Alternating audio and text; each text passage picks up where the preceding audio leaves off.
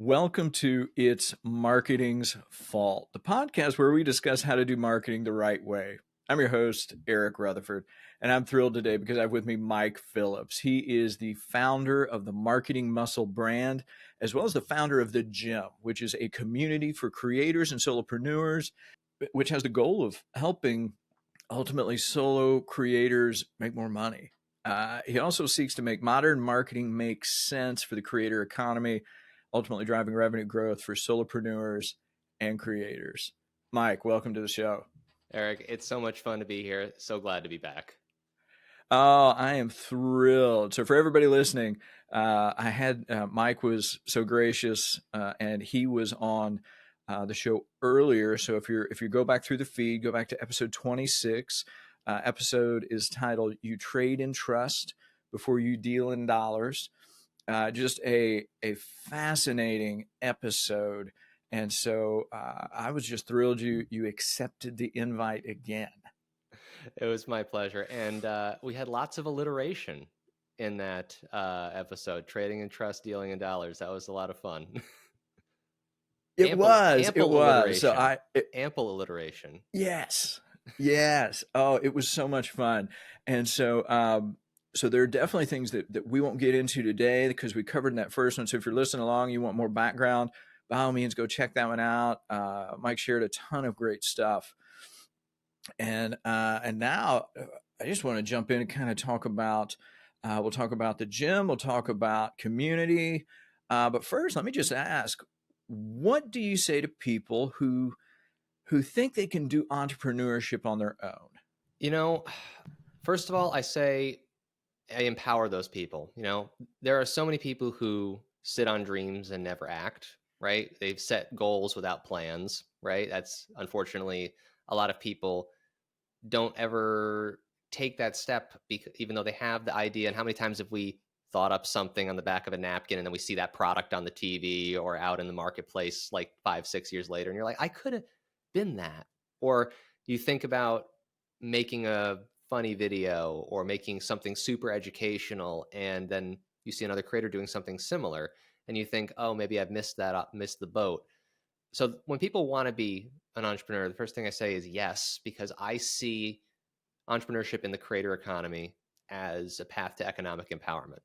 I think it's an opportunity for people, whether you want to leave a day job or not, to develop security in financial diversity for themselves.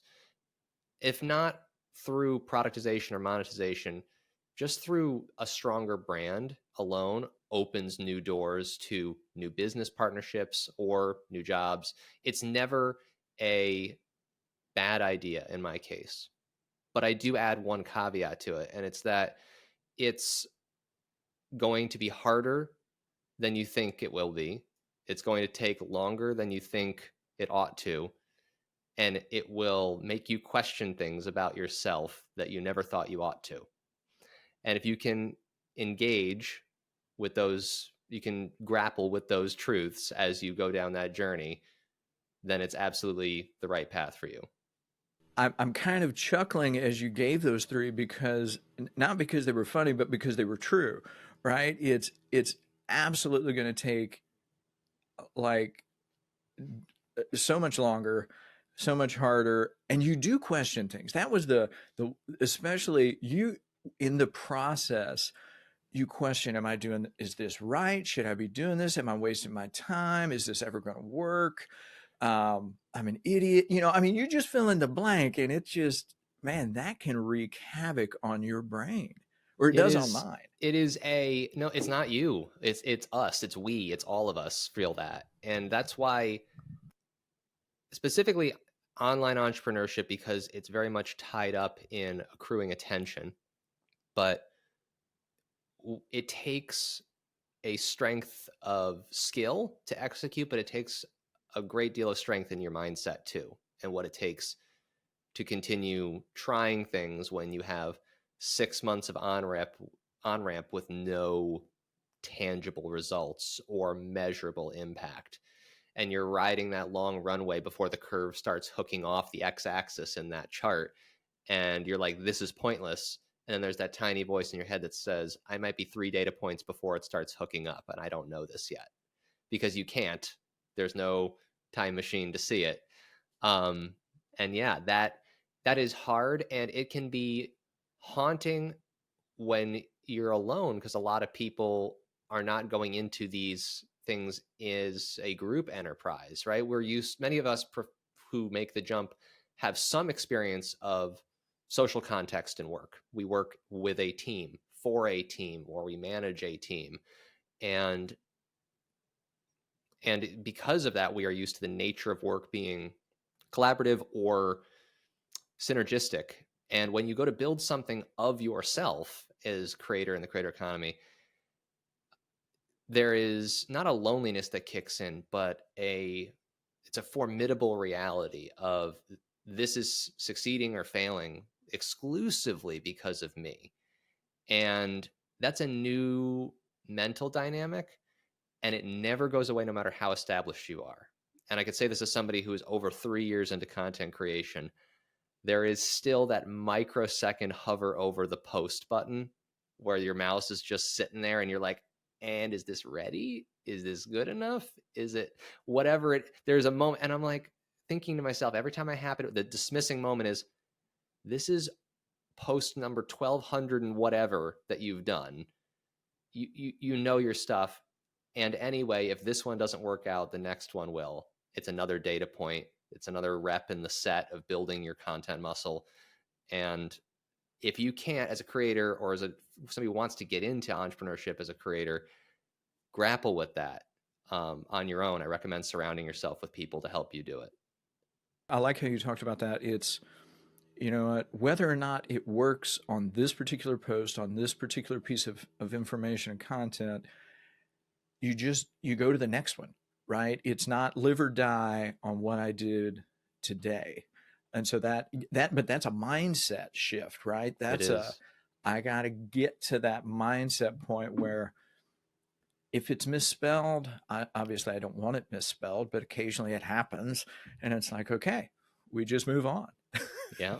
It's just part of the journey, right? And I think part of that struggle, and part of the struggle in that pivot for people, especially coming out of, unless you came of age as an adult and your very first job was a content creator independently as your own business owner, 99% of people, that is not the case. But we are trained to fear failure through the nature of what traditional work looks like.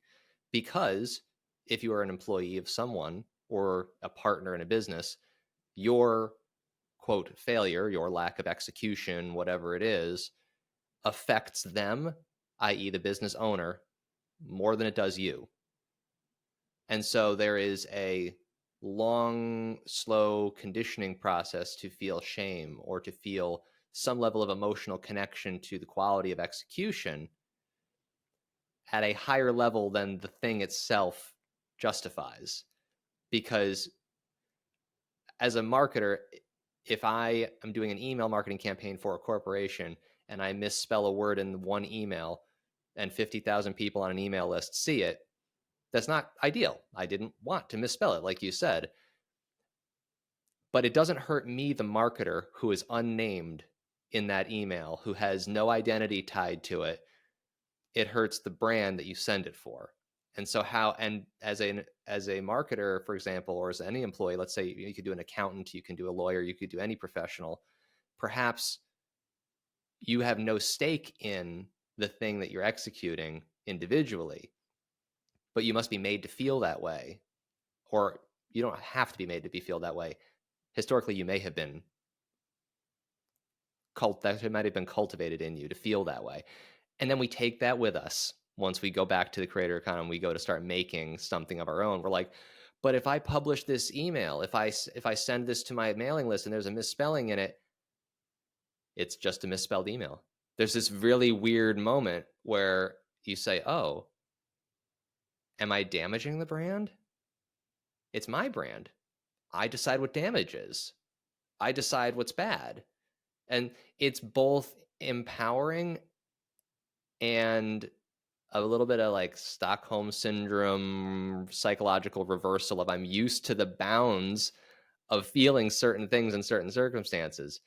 Um, and some of those roots run deep, and it's going to take a long time to grapple with them. And that's where I think, we're the sum of the 5 people we spend the most amount of time with comes into play. If you're around your coworkers and everybody's fearing the big boss coming down on you for making a mistake, like you're going to steep in that, and you'll start mirroring that and bringing that into yourself.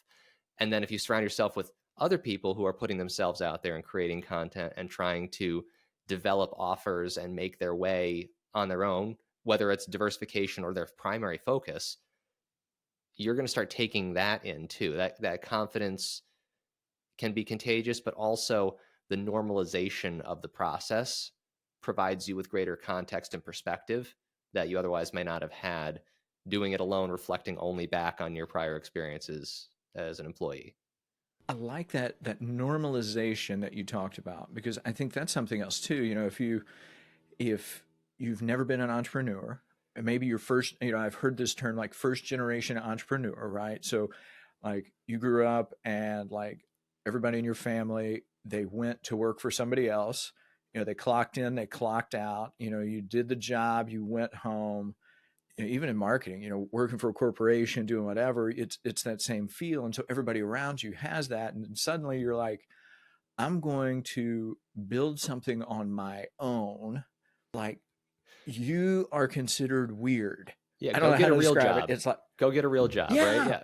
what's your real job, right? You hear that, and it's like, It's like, I'm a content creator. Oh, so you're unemployed and make content on the side. Like,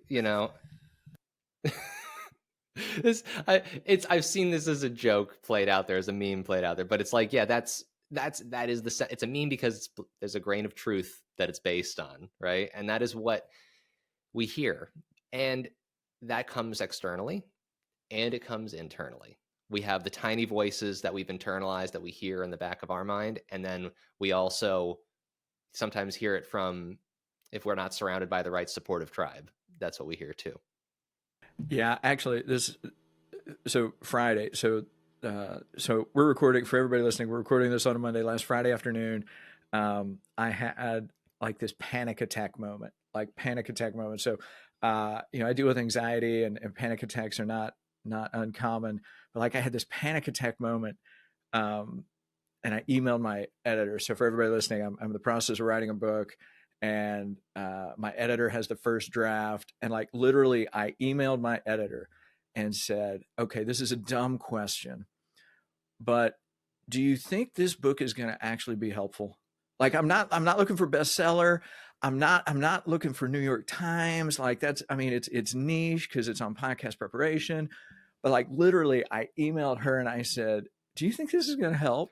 And I was just totally transparent. I'm like, I have this panic attack moment. I just need to know, based on what you have read, is this going to be okay or not? Like, I trust you. You're going to do great. But like, I'm not, this isn't about you. This is about me. I'm just, so, and she was very kind. She replied back with a very kind email, but it's true. You second guess yourself all the time. Um, yeah. And it doesn't stop. It I guarantee you, like if I've watched some interviews with, I'll pick like Mr. Beast on YouTube, right? Huge, long time, I would call like Gen 1 creators who got in very early in the content game, like, early YouTube, and they built that long runway, and then they've been riding some high level, high profile success for the last 5-10 years. But like they struggle today with things that they publish and things that they create. And I don't think if you it's not a sign of failure to question yourself. I think that yearning for something, the questioning the things that you are doing and creating in the world, is a sign that you are doing things worthwhile because you care enough to question them. And that alone is a mindset edge that should fuel us as we move forward, because we try to make data informed decisions. We try to look at market analysis. We try to look at our funnel metrics. We try to understand things in an objective way. But there is a introspective psychology that we have, like, why am I yearning so bad for something that I don't have yet? Why am I um, desiring validation in this idea? Why am I hoping beyond all hope that this does not fail? And it's because it's important.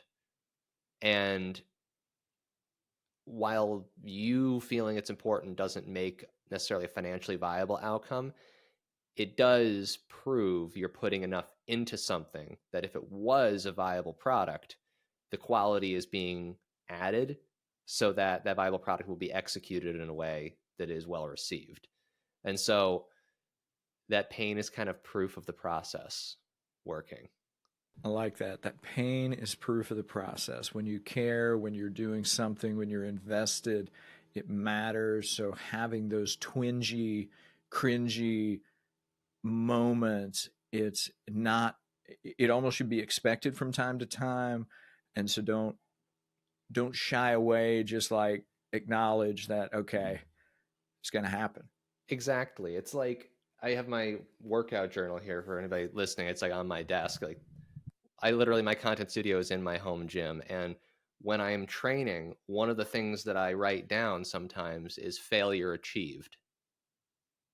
So you think about, let's say you're doing something either for endurance or strength, and you're saying, I want to get 10 reps in.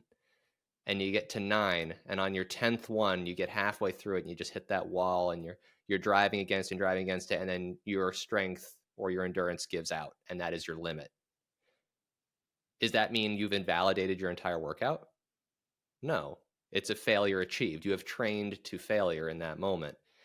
And it's actually something to be looked for.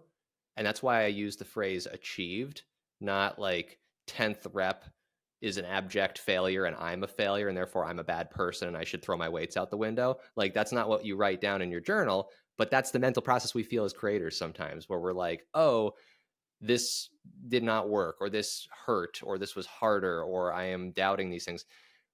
You actually need to look for those moments of pain or frustration or failure or setbacks as like companions on the journey, because they will always be there. And if you could set a relationship with that, of if you talk to people who are longtime weightlifters, they're like, yeah, my muscles burn. That's a signal of XYZ happening. It's all of a sudden it's expected. And once it's expected, you shift the power dynamic. It's not happening to you. You are not victim to it. You have agency in that moment, and you are able to kind of reclaim that. So whether fitness or business, same thing. You reclaim those moments of self-questioning of like, I'm questioning this. That's a sign that I care. That's a sign that I might come up with some way to upgrade this, or I might validate something that already was done right. So those are some mindset tricks that, it's not even a trick. It's just a shift. It's just, and you got to keep practicing it. It's like use it or lose it. If it's like if you go through a long window of time where you're not doing those things mentally, you can fall into some, mental habits of questioning without, and being stuck in that low agency where everything's outside of your locus of control. Everything is happening to you, as opposed to, no, I stepped into the hot water and I'm feeling the heat, but I walked into it, and this is a signal that the water is hot. And like you just take it in as part of the information of the journey, and maybe that, you know, Marcus Aurelius, right? That obstacle becomes the way forward. It becomes part of the information on the journey. That is true. And that really kind of leads us to the gym, not the one with the weights, but the other gym The that you've community. created. So for everybody listening, would you just kind of, yeah, what is the gym? The gym is an online private community that I founded to bring together creators and solopreneurs from across different platforms and subsectors of the creator economy, so that we can be there for each other the way training partners are there for each other in a fitness journey. We want to grow stronger revenue. And to do that, we need people who hold us accountable, who can help us execute with better form, who can keep us focused on making sure the things we are doing connect to our goals, and to give us that edge that not only do we know when we chose to sleep in or skip the thing that we wanted to do, but somebody else knows that we know. And to gain both the skill sets of execution and the mindset of perseverance that we need to take that long grind through growth in the creator economy. Because despite how exciting it is to see these breakout successes and viral stories of creators, most of us are going to have to work for a long time before that quote unquote overnight success kicks in. And the gym is a place for us to be together during that time and provide that skill set and mindset support for the long haul so that we don't quit, so that we don't give up, so that we can stay true to the ambitions that we have and make sense of the things in our head and in our way when we get stuck. That is true. It's yeah, I like that imagery of training partners, just walking through it together. So you have you started this back the first part of 2023? Yeah, it was the beta launch went out in early mid spring, and it opened to all members Q3. So Okay. Okay, so we are now recording in 2024, so that is so it's been going on for a decent amount of yeah, we're time. coming up on month 10 at this point. That's that's exciting. It's surreal in a little way. Yeah, it's like, wow, okay, 10 months in, like this is a real thing. It's been going on for a real amount of time. What differences have you seen in the people who have been a part of it? Doing this doing this journey together, training together, encouraging together, cheering each other on and holding each other accountable together. What differences have you seen? The early members who joined and helped me found the gym have a remarkable personality to themselves. I was very deliberate in bringing people together to set the culture right. But what surprised me is even with that deliberate selection process, it's like building a baseball team where you pick everybody who's a good hitter, got a good fastball, and you pick folks who are doing things that you want to collect to make your team, right? And then there's this synergy that kicks in, and you start seeing things in people in aggregate that they didn't display individually.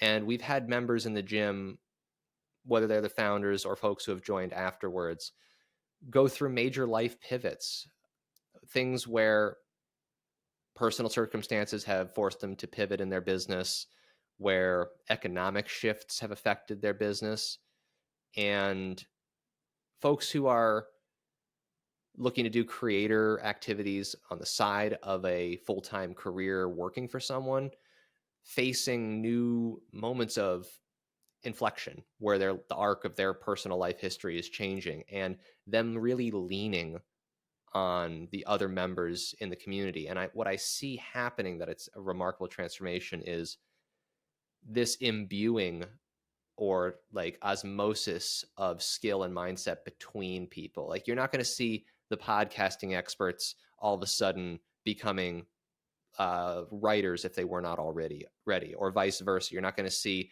our content writers become podcasters in the tactical sense of execution. But what I see is people who are confident and established in their business. I'm seeing that get absorbed and internalized by people who weren't. I'm seeing that it literally mirrors, and I had hoped this would happen, but I'm humbled that it happens on its own. There was a gym I was a part of where we used to line up for a class within the gym of martial arts. It was a commercial gym, and they offered this class, and you lined up, all the students would line up left to right, from the newest student on the left to the most established student on the right. And the idea was you could always look to your right for the next level of execution if ever you didn't know what to do. And I'm seeing this because there is no linear path of learning for creators, but I'm seeing the members in here be able to look from oh, let's say a member is currently out of work unexpectedly, and they turn to their side and they see someone who is employed and doing creating, and they can take something of that creator's execution and then implement it for themselves. And then they look further down the line at somebody who's a full-time creator, and they could borrow some of that behavior. And then pretty soon they internalize it all. And this first person is now acting as if they're a full-time creator, and opportunities are coming to them as if they're a full-time creator. And then all of a sudden, if you're as if all of these things and you have opportunities and actions, you're a full-time creator now. You're no longer unemployed and creating on the side. You are a full-time creator because you have internalized all the things it takes to be one. And that process is not taking a course and checking a box and getting a certificate. That is not being taught something. That is just a process of being steeped in a culture and a community of people doing the same thing you are and trying to grow the way you're growing. That level of transformation abounds in the gym, and from subtle ways to very profound ways. And that's the magic of the community. It's really not meant to be just a umbrella for courses or knowledge transfer or access to coaching time with me. It's the magic is those subtle, almost, I wouldn't call them passive, but unintentional moments of that compound for people absorbing and transferring execution, and then it results in them being transformed themselves. And that's why I say that the gym is about helping people become a stronger creator. We're not changing you from one thing to another in a deliberate A to a specific B outcome. You are becoming stronger in ways that I as an individual couldn't just map, but we as an aggregated crew can facilitate and share. And I like how you described there was what you hoped would happen, but you weren't sure it would happen. You weren't sure that this type of thing would happen. Has it? It sounds like it has developed kind of, I don't want to say to plan, but at least kind of some of your vision. Has it surpassed it? Has it equaled it? Just kind of what do you think so far? It is, I use the word humbling in a way, humbling on purpose, because it is very, I have to sometimes take a step back and realize, like, what have I created? I have one of those moments of like, wow, this thing is, it's not a, a passive or static asset. It's not a blog post that has data surrounding it. It's not like it gets this many views, it generates this much conversion, and I get this much revenue from that source. It is not that sort of essence. It's very much like a culture. It's very much an identity unto itself. It's almost a personality unto itself. And I kind of describe this. It's in a it's a semi-sentient thing, right? So like I built it, right? I planted the seed. I nurtured it. I gave it good water and sun, and this is my little plant in a pot that's growing. But unlike a plant, I can give the ingredients in, but this thing is now choosing in many ways what it becomes. It is not a cult of personality around me individually. It is not, like, to torture the metaphor, it's not a bonsai where I'm like pruning and keeping it and like training the branches to go a certain way. It's more akin to driving a car when you only have one hand on the wheel. So I'm steering it. I've got my foot on the gas of how fast things are going, and I can brake it and I can do things like that. But I'm steering. But there's this other, and it's not any one person. It's the sum aggregate of the entire culture of the gym that is the other hand on the wheel. And so I had to realize this lack of control is intrinsic to founding and managing a community. I can set community guidelines. I can help shape conversations. I can plant seeds for new conversation to take place, and I can prompt certain connections between certain members. But there is always input that did not come from me occurring. There are conversations happening, not between me and members, but between members and members. There are DMs that I will never see. There is a private DM function that even an admin cannot see in the gym. And so, yeah, I only have one hand on the wheel of this car, and we're cruising down the highway. It's full speed now. We're coming up in a couple months on a full year of running this thing. And I may not have a full two-handed grip on the thing, but I really do feel like it works better than walking somewhere alone. And that's the power of community, is that you can go far, you can go somewhere fully in control if you're walking by yourself. You point your feet and you walk in that direction.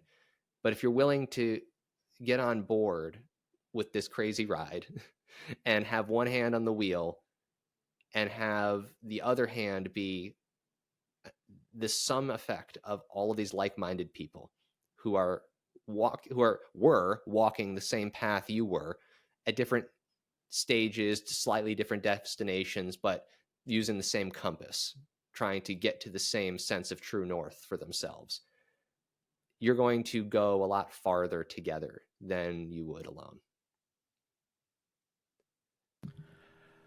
I love that. And that makes so much sense in terms of the way it functions, the way it's structured.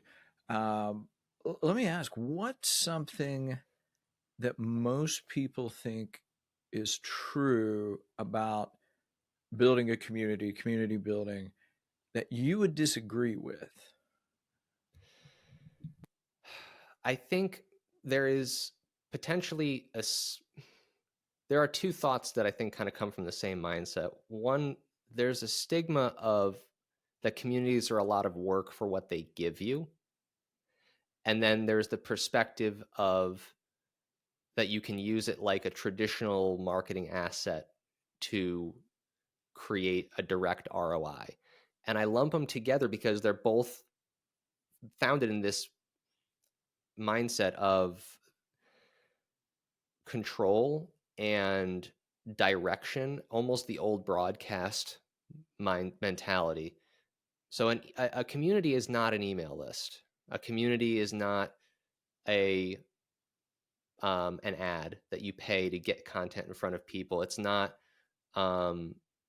those sorts of assets where you direct it fully and you can shape it to get a very deliberate outcome. And I think what this creates is people who look at running the community as like, where's the return on the investment? What am I getting out of this? And that leads to it being perceived as a lot of work because direct conversion is not really the aim of that game. You're not using this like a lot of community-led growth models, which for those listening is just ivory tower marketing for using a community to drive more revenue for the real thing that you're selling. A lot of those models try to use community as part of the funnel to move people into whatever your high ticket offer is, or if you're a business, whatever your enterprise offer is. And I think while that can work, the community in and of itself needs to be seen as an offer, as a deliverable, whether it's a free community or not. And I think people get it wrong from a mindset perspective, and because they're obsessed on treating it like any other marketing movement as far as what is the direct ROI from it. And for me, there is the cure to that, if you will, that wrong perspective is to look at community as the sum total of what the people in there are doing and the value creation that starts to build its own inertia and take on its own life. And so a traditional marketing asset is a distribution of value. You can use email to send value out there. You use a blog article to, put value out and then attract in organic traffic. You would post a YouTube video, again, to get attention. It's an asset that does a thing. You still made the thing. You created the content and then distributed it in a certain format. With community, though, the interesting thing that makes those two early points I mentioned irrelevant is that the value creation is not something that you have both hands on the wheel for. The value creation becomes conversations between members. It becomes moments in the group training sessions or the meetings that become content that alone you did not ideate, that you may not even have ideated at all if you facilitated the place for two people to talk together. And then sometimes even the questions that come up and the desire to do more, to perhaps invest more in their business growth or whatever it is, are not ever manually directed. It is very much it's not even automatic, because that implies that you built a perfect system that can automate itself.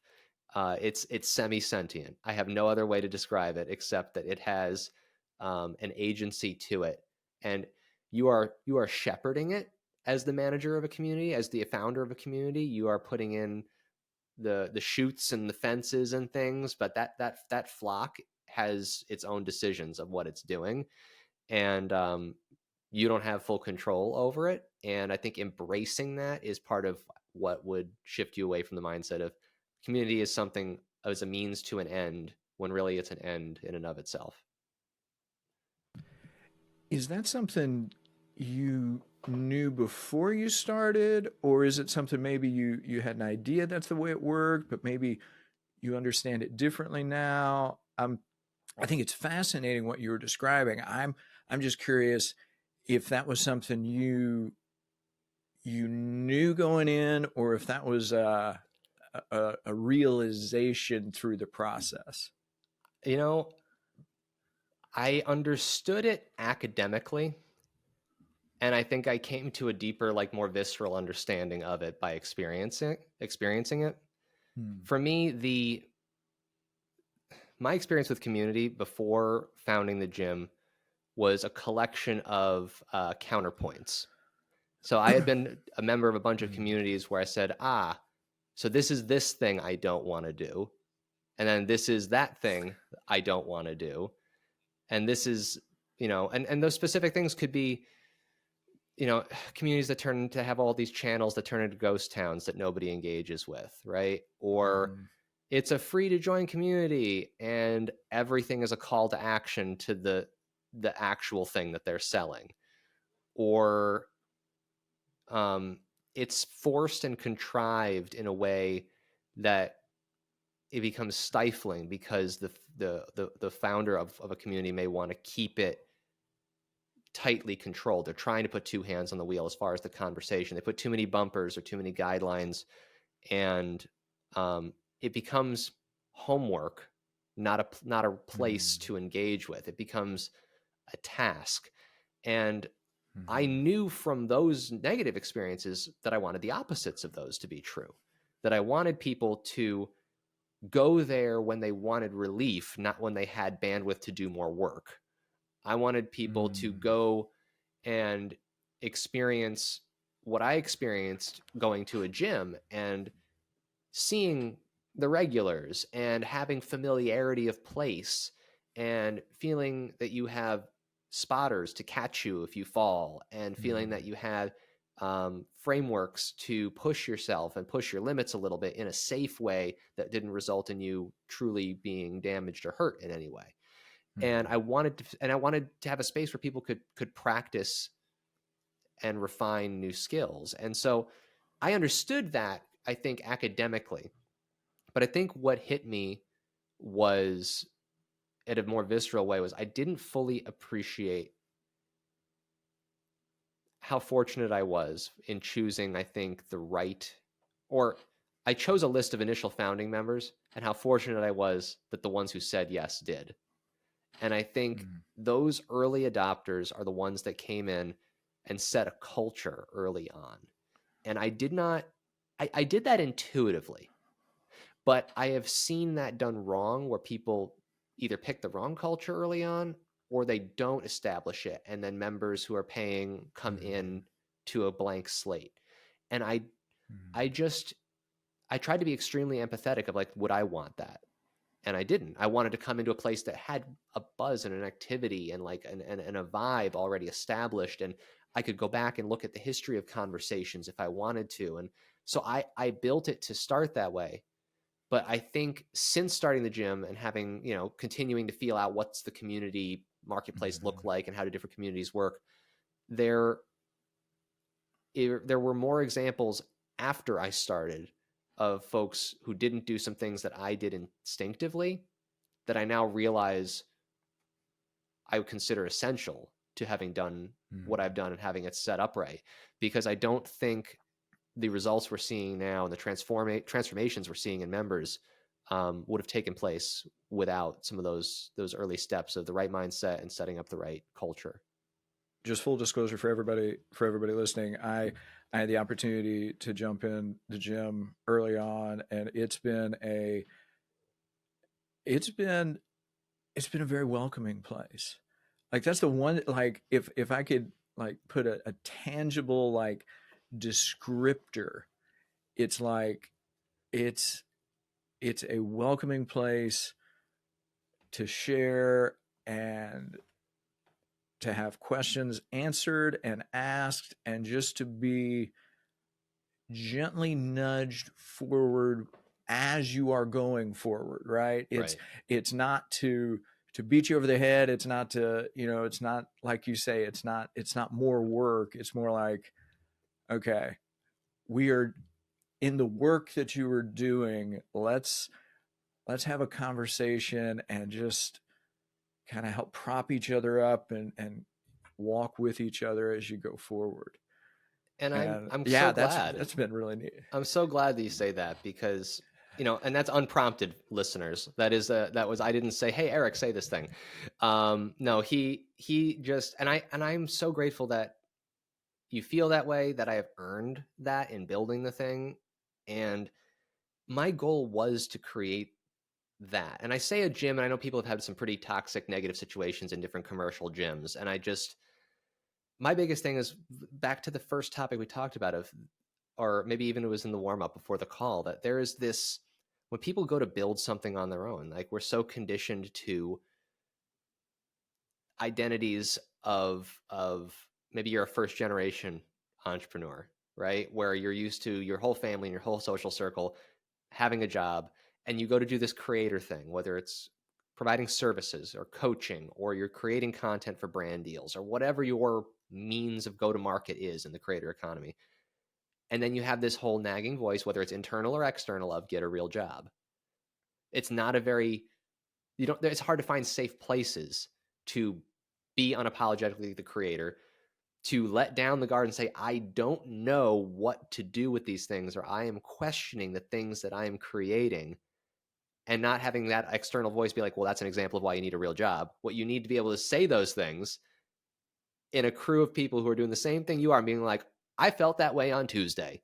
Let me tell you what I did on Tuesday. I ate a bucket of chocolate chips, and then I felt better. And then I went and I created a content, and like those are the things, right? And that's, in the end of the day, it's not about, it's not a boot camp. It's not drill sergeants forcing you to achieve. It's providing the thing that most people, I think, lack when they go into the entrepreneurial space, which is support, especially if you're a creator entrepreneur. Support is lacking because there is stigma still about creator economy entrepreneurship not being real entrepreneurship, because you're not venture capital fundraising, buying assets off its space, websites en masse. Like, you're not doing these things that are the archetypal business space. And I think, and I just, I had a suspicion intuitively and in talking to people that I used to do agency work and help people execute and help people deliver things my first movement in the creator economy. And I still provide that coaching, but I provide it as a secondary to providing access to support first through the community. Because execution help or strategy help, yeah, that's what you need when it comes to driving revenue. But if you're a one person or even a two-person partnership business, and you're crippled by self-doubt or half of the year are non-productive days, or a quarter of the year is non-productive days because of the questioning and the things that you're doing, none of those strategies and tactics that a consultant or an agency marketer would give you are going to be used as effectively as they could if you had support. And so I realized the main barrier to people using modern marketing that makes sense is to having the support to keep going. And so I provided that first with the gym. And I think that's just what has facilitated a lot of the transformations for the members in the gym, is because when they have been down, they had somewhere to go. And when they have been up, they had somebody who understood why it mattered that that random piece of content they posted hit with the audience. When if you shared that with a former coworker, they'd be like, neat, cool. Why do I care? But a creator is like, yeah, I know you went out on a limb, and I know that was a thing you did that was different. I know you were struggling to find a way to distribute it, and it hit, and I'm happy for you. And it sounds so simple, but it's not the act of validating that does it. It's the elimination of that deafening silence that makes all the difference. Because if you sit alone in that deafening silence, you will start not just questioning things that you're doing and creating, but questioning your conviction, questioning your sanity, questioning your intelligence and your self-worth. And down that path is not self-actualization and empowerment. It's despair. And I think in a way, a community membership can be insurance against despair and failure. Yeah, it's like you're walking through this.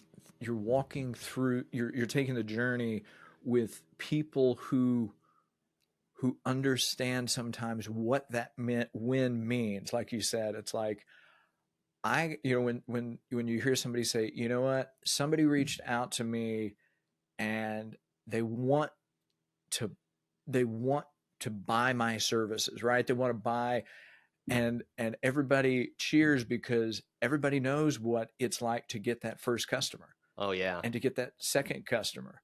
And it's like, I mean, you to go from 0 to 1 is like the hardest act in the world. It's scaling a vertical cliff face. It's not one step. That first step in that staircase to success is like El Capitan in Yellowstone. It's that vertical sheer cliff face, and it's 1,000 feet, and you're climbing that sucker with no rope. And like that's what it's like, that 0 to 1. That's a brilliant example because it is. And unless you have gone through it or are going through it, like you say, if you are just at a, let's just say you're at a corporate job and you're just doing the thing, and it's like, well, what's so big about, you know, getting a customer, right? I mean, we do that every day, and it's like, yeah, but it's different, right? It's not like you're building from scratch. Right. You created new value that did not exist before, that would not have existed without you. That is there is a gravity, there is a momentum, there is an impact of realizing that this thing that happened only existed because I made it. It's not because I moved beans from pile A to pile B and there were beans already on the table. It's not because I greased this wheel that was already made. I carved that wheel out of igneous rock myself, put a hole in it, and put a pin in it, and it rolls because I saw a rock and thought, huh, what if? And then you made the thing and it worked. And that experience is so fundamental to the creator economy experience as a player in the creator economy. And whether that, again, whether that wheel's a service or a course or a digital download or a content that you're trying to get brand deals for, it doesn't matter what it is. All of us have had to make a wheel, because there's nothing like that. Because even in a business, unless you are the founder of a larger enterprise and you're on the product team and you're making a product that didn't exist before, that I think is fundamentally different, because it is either A, collective, or B, building on something that already existed. Like, hey, this wheel is round. We have a hexagon on a peg. Let's make it a round wheel instead of a hexagon. It'll roll better. Usually that's an experience that people who are on product teams or people who are like product marketing, things like that, will have experienced that. But when you go from absolute zero, I don't know, it's more than even a blank page syndrome. There are people who have not experienced that true creation from zero, or they have tried it a couple times and they quit after 3-4 days because it's just, there is no feedback loop. There's like, it just does not happen the way it does in other professional capacities. And this is why creators are truly modern entrepreneurs. They're just doing it in a scale that is aligned with the individual versus enterprise. Like, most creators are not trying to make $1 billion valuations. They're not trying to raise capital. They're not trying to, exit in the traditional sense. But I'm telling you, to get that first dollar, that first, inbound inquiry, even if it doesn't become a sale, just the first time you're like, hey, I've been following your content, you're doing amazing things, what does it cost to work with you? And they say, you know what, I respect you and I'm still following you, but I can't afford that today, or I'm not buying that today. That first, even that first no, what you realize is that only happened because of the things that I created. And so what we create as creators is not just content, it's our own manifestation of value, and it's our own sense of meaning. We ascribe meaning to the things we make, because otherwise it's just a rock that's not round yet. That's a great description of it. It's creating in some ways very much from nothing. You have an idea, you put it out there, you develop it, and you get that feedback that yes, it has value, and it's one of the hardest things in the world. It truly is. Um, And that's what we talk about in the gym. And that's what makes people feel a yeah, sense of belonging, is people who get it. Other people who have felt that high of doing it, the low of being in that long ramp before it takes off, or some people who had a high start and have a slight decay, and they're hitting a little bit of an ebb in their success. That's when, like, these are the moments. The creator economy is a war of attrition. You succeed by persevering longer than the competition. And then your secret to doing that is to not do it alone.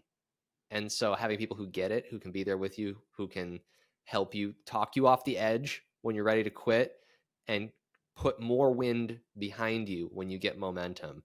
That's the secret. And that's the thing that I wanted to facilitate, but I am just blown away by watching the process happen, because now I'm seeing, in a way, so many of the things that I myself wished that I had take place as a creator who had to build things alone, who didn't have validation externally, who didn't really have a great tribe. I had wonderful friends and colleagues and supportive followers on LinkedIn, that I met that I never would have met across the world, many of whom wound up joining the gym. But the access to this hive mind of continuous support has been an unexpected benefit for me as the manager and founder of it, as much as it is for others. And I think it's just, I see myself from 3 years ago in some of the people that join. And I'm happy, because that means 3 years from now, these people will be unrecognizably successful, because I got to where I am with none of that.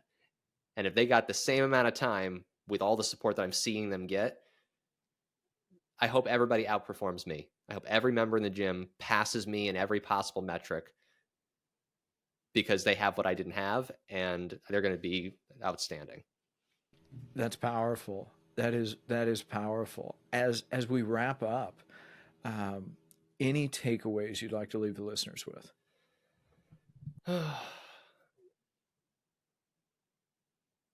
When it comes to success, you really can't achieve it in a vacuum, right? Success at the cost of your wellness, success at the cost of your health, of your relationships, is not really true success. And a lot of creators that understand how long a road it is to achieve success that is holistic, that you don't sacrifice those things, the ones who realize that know that it's going to be a long journey, that it's going to be, again, longer than you expect it to be. It will make you question yourself more than you expect to, and it'll be harder than you think is fair at some times. But I think with the right accountability partners, not the people who judge you, but the people who know what you're capable of when you are doubting yourself, the critical support, the people who can critique you, the people who can support you unconditionally and provide optimism when you're feeling down, and the advisors, the people who can give you the advice because they've turned over that stone before. When you can combine those three types of support, you're able to persevere in that longer journey. You're able to make that long road. And I just want everybody to remember that, the days are extremely long in the creator economy. You may spend 8-10 hours editing a video. You may take days to put together a podcast or a blog, or you may, work late at night, the other 9 to 5, booking stuff if you're working a day job at the same time. But the years are extremely short. Looking back, I started my content creation journey in earnest a little over 3 years ago. I swear it was like a couple of months. It doesn't even feel that way. It doesn't even feel like it was that long. And continuing to show up, to keep putting in the partial reps, even the ugly posts, the ones that aren't fully done, the bad pitches where you get told no by the prospect, the half-baked offers that nobody wants to pre-buy. All of that in aggregate is worth it. And it's something that, while it feels lonely sometimes, you don't have to go it alone.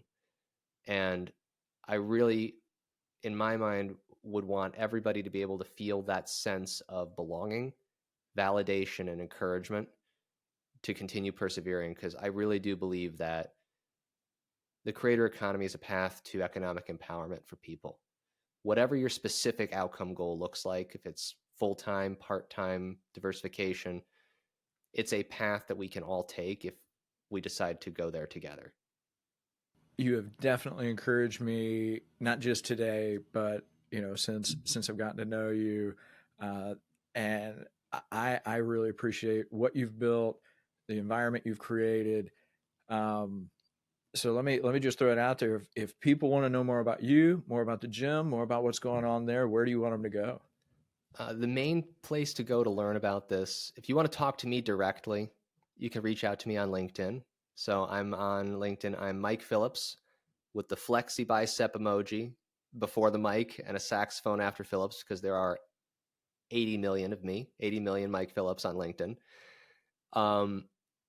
If you want to learn about the gym, it's join.marketingmuscle.com. You can learn a little bit about what to expect in there. There is a full 10-minute tour of the inside of the gym on video that you can see it before you join.